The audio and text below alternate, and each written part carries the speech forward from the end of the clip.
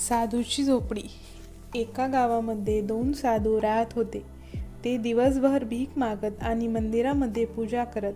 एक दिवस गावामध्ये वादळ आलं आणि मुसळधार पाऊस सुरू झाला. दोन्ही साधू गावाच्या सीमेलगतच्या झोपडीमध्ये राहत होते. संध्याकाळी दोघे घरी परत आले आणि पाहते तर काय, वादळी पावसाने त्यांची अर्धी झोपडी तुटली होती. हे पाहून पहिला साधू रागवला आणि देवाला म्हणाला, देवा, तू नेहमी माझ्यासोबत चुकीचं वागतोस. मी दिवसभर तुझं नाव घेतो, तुझी पूजा करतो, तरी पण तू माझी झोपडी तोडलीस. गावामध्ये जे चोर, लुटेरे, खोटे लोक आहेत, त्यांच्या घराला काही नाही झालं. बिचाऱ्या साधू माणसाची झोपडी तुटली. हे तुझंच काम आहे देवा. आम्ही तुझ्या नावाचा जप करतो, पण तू आमच्यावर प्रेमच करत नाहीस.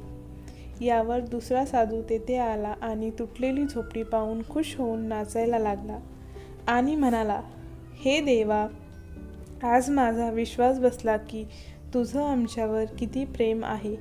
ही आमची अर्धी झोपडी तूच वाचवली असणार, नाहीतर एवढ्या जोरदार पावसात माझी पूर्ण झोपडीच उडून गेली असती.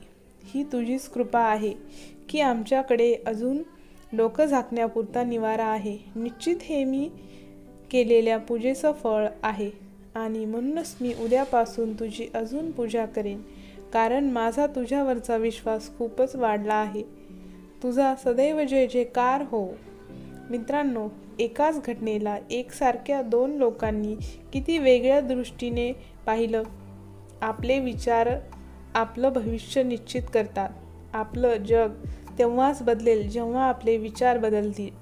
जर आपले विचार या गोष्टीतील पहिल्या साधूसारखे असतील तर आपल्याला नेहमीच प्रत्येक गोष्टीमध्ये काहीतरी कमी आहे याची उणीव भासेल, आणि या उलट जर आपले विचार या गोष्टीतील दुसऱ्या साधूसारखे असतील तर प्रत्येक गोष्ट निश्चित चांगलीच असते याची जाणीव होईल. शेवटी आपल्या जीवनात काहीही बिकट परिस्थिती आली तरीही या गोष्टीतील दुसऱ्या साधूप्रमाणे आपले विचार नेहमी सकारात्मक असले पाहिजे.